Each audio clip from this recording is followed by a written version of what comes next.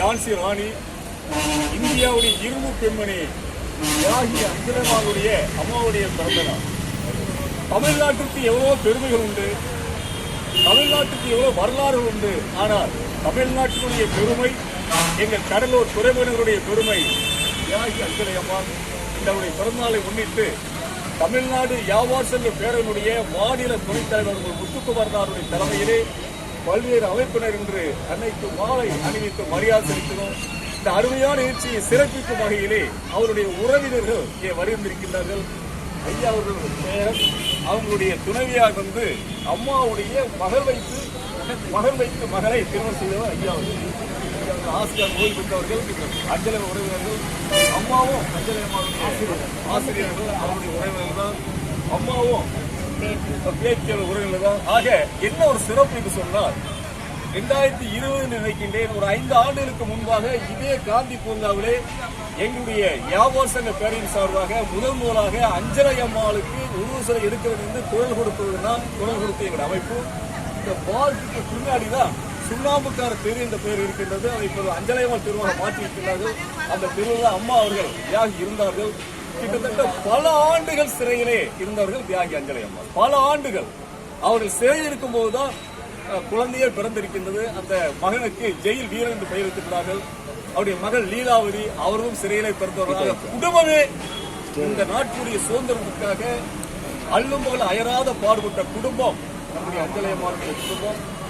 முதலே ஒரு தியாகி, சுதந்திர போராட்ட தியாகி அஞ்சலை அம்மாள் அவர்கள்.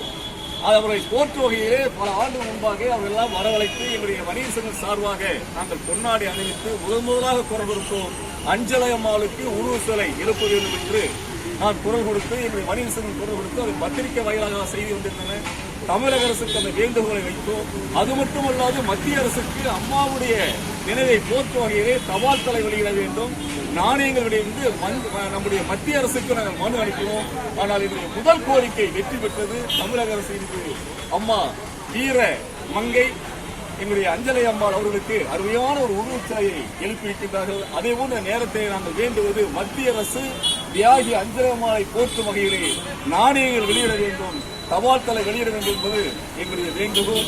அம்மாவுடைய வரலாறு சொல்லிக்கொண்டே போகலாம். இன்று 1/6/2025 இன்றைய மாலை தமிழகம் என்றும் அஞ்சலை அம்மாளுடைய வரலாறு வெளியிடுகின்றார்கள். தமிழ்நாட்டில் எல்லா பகுதியிலும் மாலை பேப்பரில் இந்த அஞ்சலை வரலாறு வந்திருக்கின்றது. அந்த வரலாறை நானும் எழுதியிருக்கின்றேன் சொல்வதிலே நான் பெருமை அடைகின்றேன்.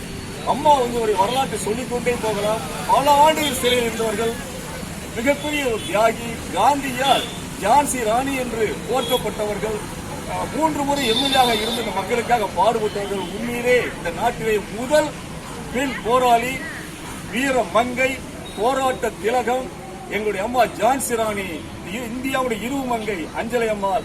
அவருடைய புகழ் என்றும் வாழ்க. வாழ்க அஞ்சலை அம்மாள், வாழ்க அஞ்சலை அம்மாள், வாழ்க தியாகி அஞ்சலை அம்மாள், வாழ்க தியாகி அஞ்சலை அம்மாள், வாழ்க ஜான்சி ராணி அஞ்சலை அம்மாள், வாழ்க ஜான்சி ராணி அஞ்சலை அம்மாள், வாழ்க ஜான்சி ராணி அஞ்சலை அம்மாள்.